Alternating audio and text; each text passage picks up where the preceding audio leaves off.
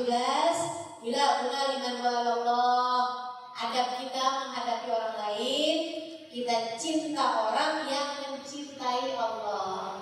Kita cintai para ulama, kita cintai para habaib, kita cintai orang yang memang dia mencintai Allah SWT.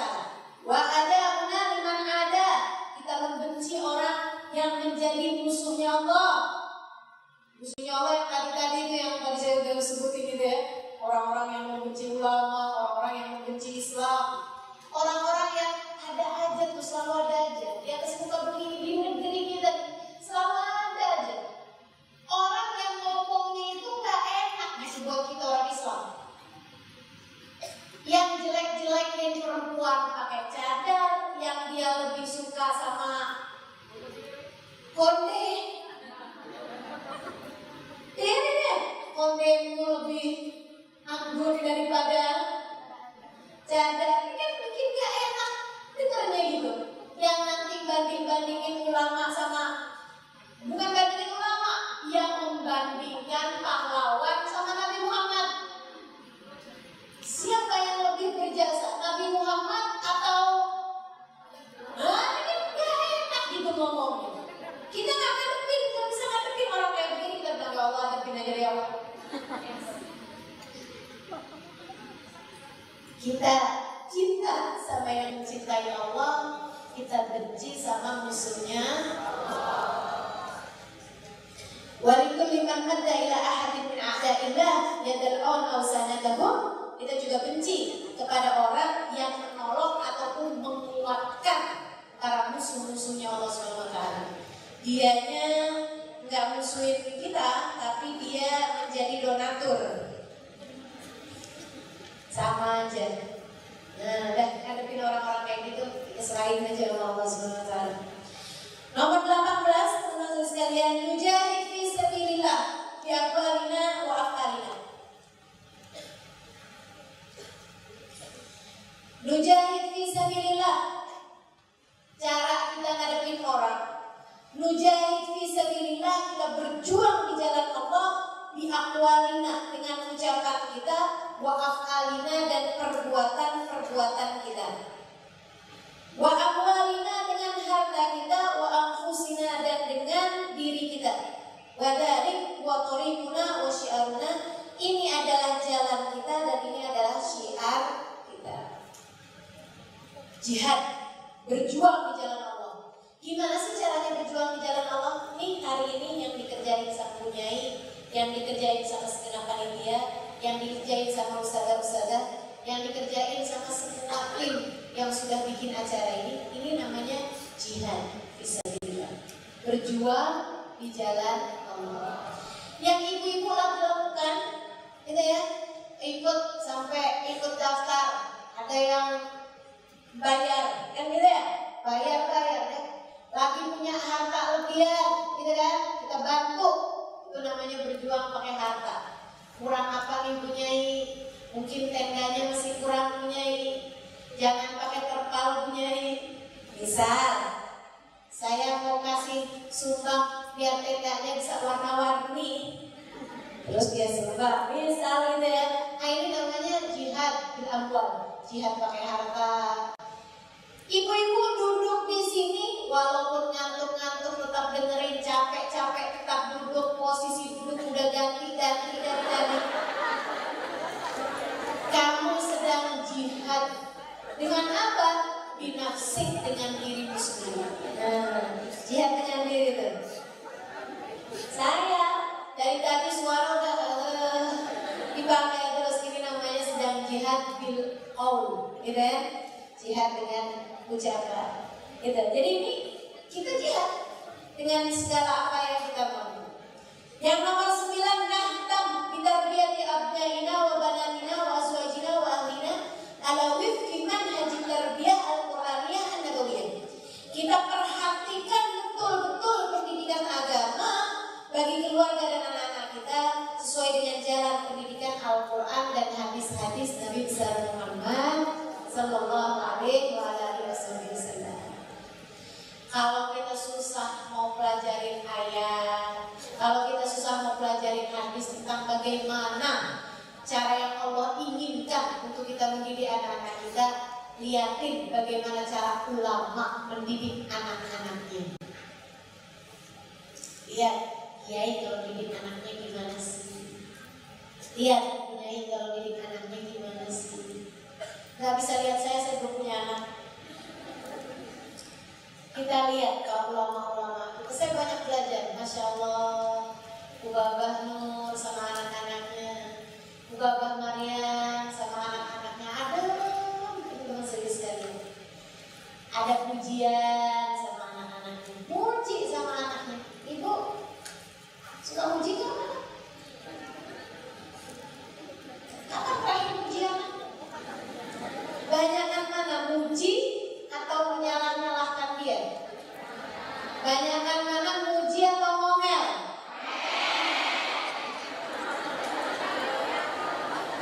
Ngaku ya, saya nggak pernah dengar guru-guru saya ngomelin anak. Senang, teman-teman sekalian, senang. Bapak tuh kalau ceritain anaknya bisa ketawa-tawa. Ya Allah, Halimah, ada cerita sama saya. Si Muhammad itu bikin saya ketawa peduli. Dia itu lagi ngafalin surat Al-Kafirun. Umur 5 tahun, 6 tahun, anaknya betul. Muhammad namanya, lagi ngafalin surat Al-Kafirun, gak hafal. Satu hari dia datang sama ibunya terus bilang, Umi, sekarang saya udah hafal surat Al-Kafirun. Ayo coba baca, kata Umi. Udah hafal nak, udah. Ayo baca. Bismillahirrahmanirrahim. Qul ya ayyuhal kafirun. Sambil nunjuk ibunya. La a'budu ma ta'budun. Kalau urusan orang mukmin, dia nyebut ke dirinya. Wala antum abidu ma a'bud. Wala ana abidu ma abadtum. Wala antum abidu ma a'bud. Lakum dinukum waliyadin. Kata ibunya, apa sih nak kamu? Tapi kenapa mama jadi kayak orang kafir ya?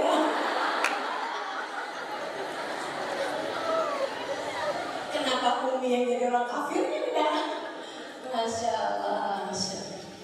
Menyenangkan ketika melihat para ulama-ulama mendidik anaknya, membahagiakan anaknya. Habib Umar bin Hafid lagi ada ngobrol sama beberapa tamu di dalam masjid. Di tamu itu lagi ada antrian bagi-bagi entah makanan, entah apa gitu. Ada. Beliau sambilan ngobrol sama tamunya, dia perhatiin. Sebentar, kata Umar. Beliau lihat anaknya, asalnya lagi ngantri tapi mungkin karena kecapean, males gitu, akhirnya keluar dari antrian, ropos masuk ke depan. Habib Umar bin Hafid datang di belakangnya, kecewa.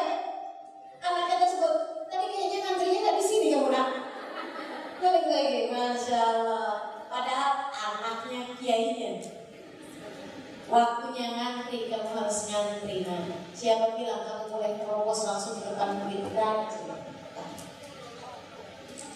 Para ulama ketika mendidik anak-anaknya, Masya Allah, gambaran tentang bagaimana pendidikan baginda Nabi Muhammad SAW. Ibu-ibu bisa lihat, nih yang jadi panitia kebanyakan atau bukan kebanyakan, semuanya anak-anaknya kiai, betul nggak? Hari ini yang bikin ini yang itu apa segala macam, karena kan putri-putrinya kiai. Bisa lihat, Masya Allah, putrinya kiai disuruh khidmah kepada agama. Gak kemudian ongkang-ongkang kaki nyuruh-nyuruh orang lain aja. Kerjain. Kita belajar dari cara mendidiknya para ulama sehingga kita bisa praktekkan cara pendidikan yang seperti itu dalam diri keluarga kita, sehingga mudah-mudahan seperti mana mereka, anak-anak yang dijadikan anak-anak yang soleh-solehah, anak-anak kita juga Allah SWT jadikan mereka semuanya sebagai anak-anak yang soleh. Naghris fi qulubihim mahabbatallah wa rasulih wa ta'dimahuma wa ma'atamullah tasdir wa sabarallah. Lakum lahum qudwatan salihah itu ta'lim wa tilalah al-aqwal umur nadariyah tudrak bil basair wa ta'lim wa tilalah al-afkar umur badihiyah tudrak bil absar wa arbabul absar akthar wa adab nafas bima tara wa syahid akthar wa a'maq min adhariha bima tasma' wa tatakhayyal. Menanamkan dalam diri mereka, siapa mereka? Anak-anak kita,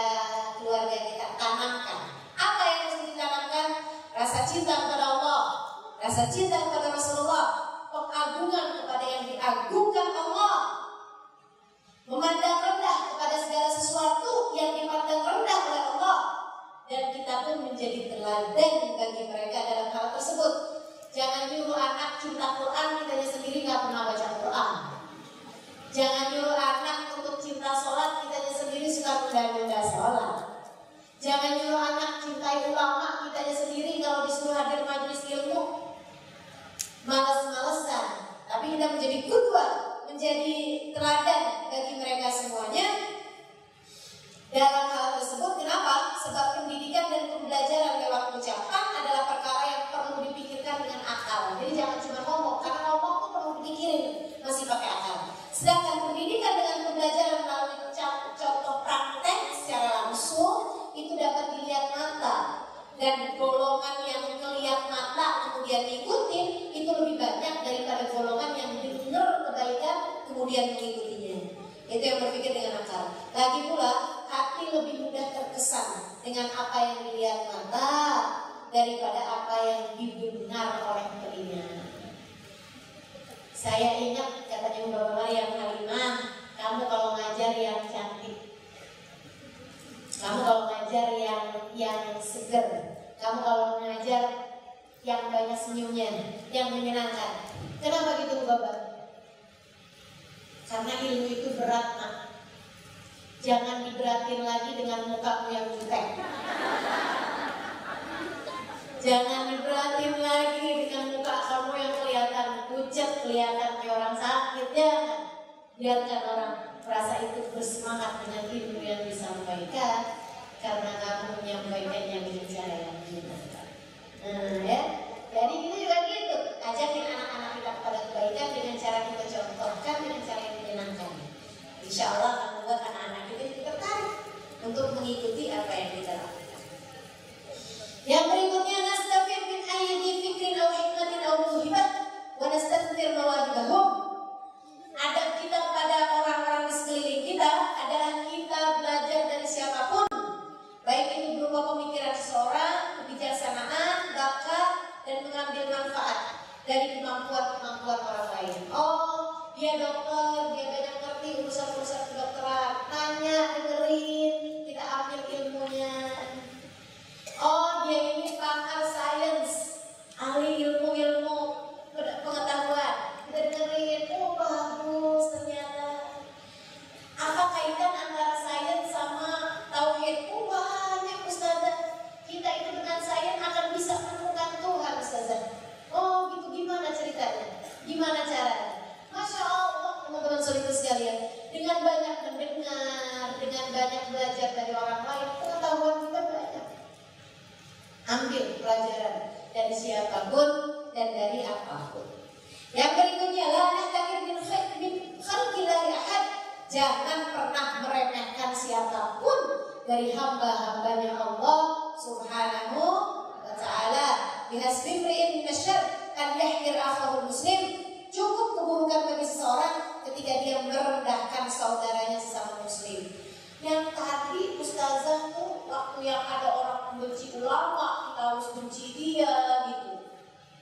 Kita harus sampai doain, ya Allah adepin aja dia. Kok katanya gak boleh meremehkan siapapun? Gak boleh meremehkan siapapun. Ini orang yang gak merangin kita. Kalau orang mencegah jalan kita menuju Allah, mencegah jalan umat Islam menuju Allah SWT, kita harus marah kepada dia, kita harus benci kepada dia karena bencinya Allah kepada dia. Tapi selagi dia gak ganggu-ganggu kita, gak ada urusan nama apapun, jangan remehkan siapapun, hormati siapapun. Karena katanya Nabi Muhammad, cukup keburukan bagi seseorang ketika dia merendahkan atau menghina saudaranya sesama muslim.